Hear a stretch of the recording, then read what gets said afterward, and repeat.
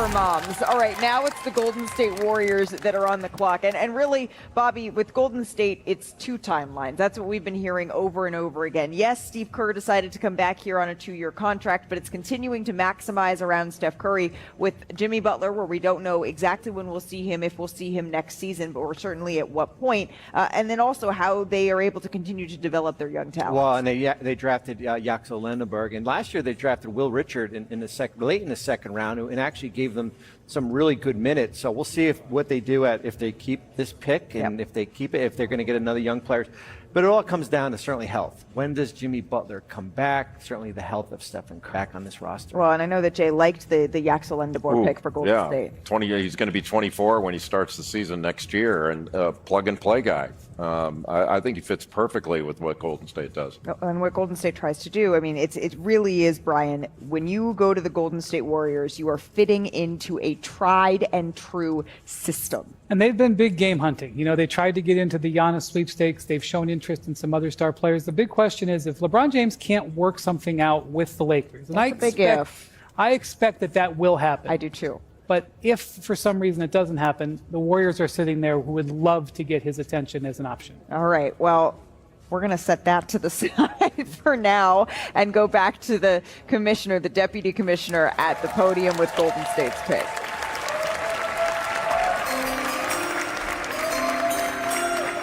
With the 54th pick in the 2026 NBA Draft, the Golden State Warriors select Leger Jones from Florida State University. Leger Jones, he averaged just under 13 points a game last season for Florida State and now is on his way to the Golden State Warriors. We're going to take a quick break here before we head back to the podium to finish out the 2026 NBA Draft. But it's the hugs from moms, the hugs from pops, the handshakes, the tears, the smiles, and maybe a little bit of the shock and surprise. That's what the NBA Draft is all about. Hands from the New York Knicks to the Houston Rockets. This is actually the Los Angeles Clippers that are now on the clock as we send it back to the podium.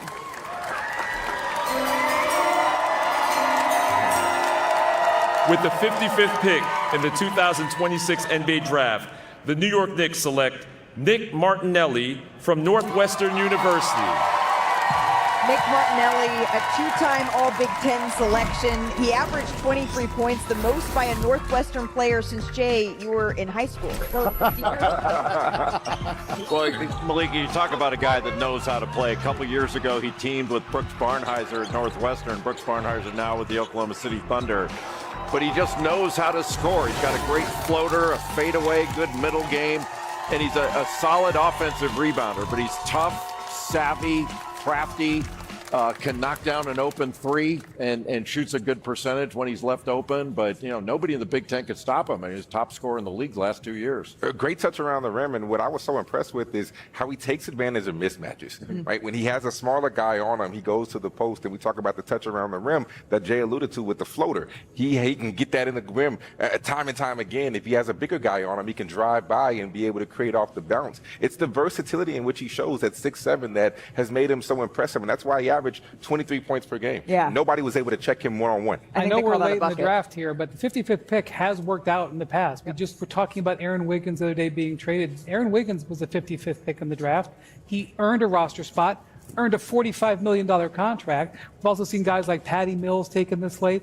Bronny James was taking a 55 pick, and he's having a development in his career. The 55th pick, even though we're late, there's still players. Yeah, the 55th pick can certainly be a special spot, and it wouldn't be a pick in this draft if it wasn't already on the move. So yes, the graphics say Chicago, but this pick is, speaking of Bronny James, headed to the Los Angeles Lakers. And as you started to discuss here, they have a big summer because as Luka Doncic came to the Lakers, what he was told is that this is the summer to watch for. This is the summer that we can go out and get you a big man that you're looking for. Yeah, so the Lakers have about $50 million in salary cap space after signing Austin Reeves today. Now, Austin Reeves and Luka Doncic are a powerhouse backcourt. They are, I think, going to be an offensive juggernaut. They are going to continue to win a lot of games for the Lakers, and they're going to be making $100 million a year combined starting this upcoming season. if you're going to have those two guys as your backcourt, you've got to have a back line. You've got to have wing defenders, and you've got to have a basket defender. That is what they did with the Dallas Mavericks. The Dallas Mavericks went from missing the playoffs to the finals when they went and got big men to have Luka Doncic's back. So that is the mission for the Lakers. Get big men to protect the rim and wing defenders to have Reeves back, and that is your pathway to get deep in the playoffs. But who's out there? Because they still have DeAndre Ayton on the roster, and I imagine they will moving forward unless they trade him, because he has a player option that I would expect that he picks up. I would too, and I would expect him. Certainly, you can look at the wave and stretch if you want to go two bigs here, as far as with Ayton's number here. I think when you look at free agency, it's top heavy. When you look at Jalen Duren and Walker Kessler, they're restricted. I don't see the Lakers getting them. Then it's Mitchell Robinson, it's Robert Williams, and of course you can go out and make a trade for potentially a center. We're in New York, so say more about Mitchell Robinson, because all of a sudden a whole bunch of New York Knicks fans, their ears perked up. That's their champ that I'm not sure that they would be knowing that they could have to part ways with. I would say if the Lakers put an offer in that $13 to $15 million range, it would be hard for New York to match something like that. Interesting. Okay, so maybe Mitchell Robinson could be a target here for the Los Angeles Lakers, who again, it says Bulls. This is going to LA, at least for right now. It's time to send it back to the podium.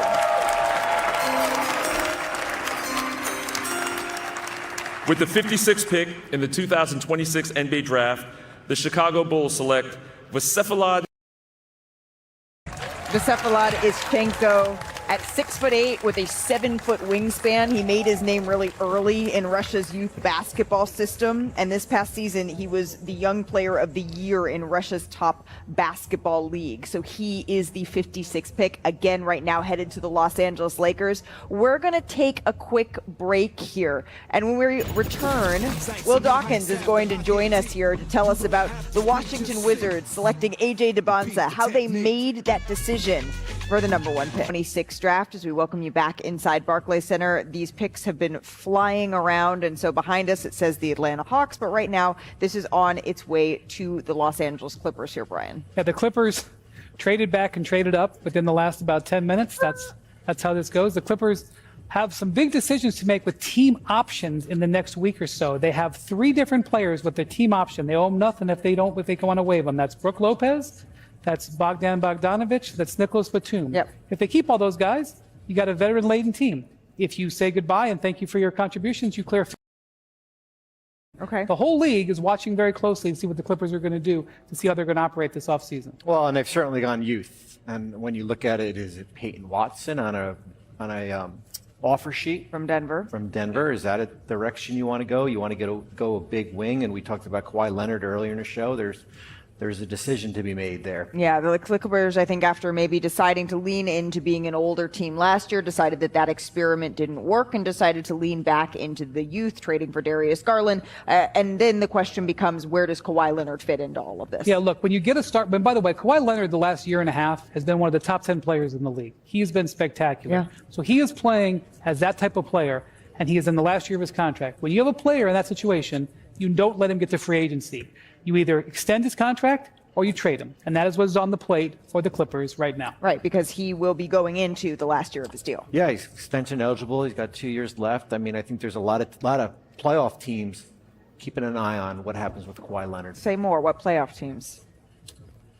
Detroit is a team. I was like, this looks like a Bob is not ready to say. Maybe his former teams.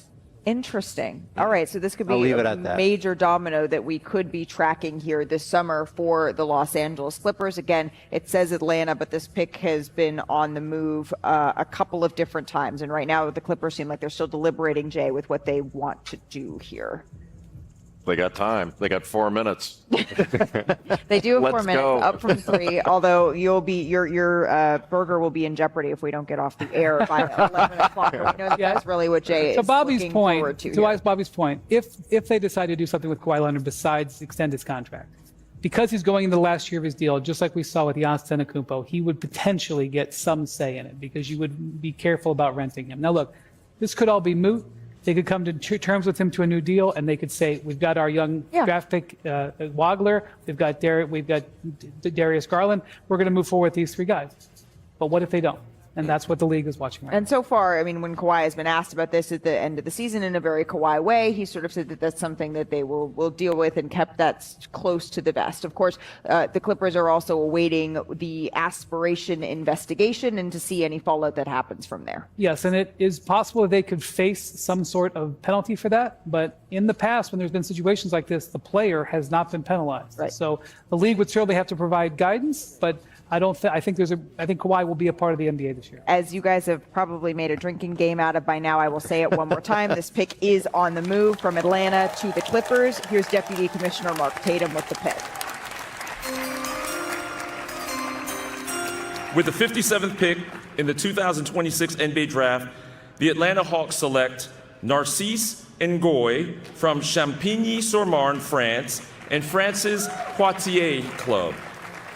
Narcisse Ngoy, he played for multiple teams here in France. He actually signed to play with Auburn back in March, but is now going to the draft instead here, Fran. This young man is a project. Poitiers is a smaller club in France. They are taking a shot. They are taking a shot with this young man. He's got a lot of work to do, but very athletic. And the most disappointing staff is the Auburn staff. They thought they might have had a steal. Not ready for the league just yet, but a good guy to just have in your program. So we call this draft and stash. I won't say he's 2 years away. I was going to say, being, Fran, you can do it. No, Come on, we wanted to hear it. I ruined one guy's career. I'm not going to do that. Bruno, you're doing great in Europe. But, this is a good reach, but it's a smaller club, so he's got still a lot of work to do. Fran, I was hoping, my friend, that we were going to get at least just one maybe this draft. We appreciate the insight here as we turn the page to the next pick here. 7 times. That is how many times this pick has changed hands. It has gone from Detroit to the Clippers to the Magic, said a brief hello to the Phoenix Suns, waved hello and goodbye to the Brooklyn Nets, settled for the New York Knicks before saying, you know what, I want a little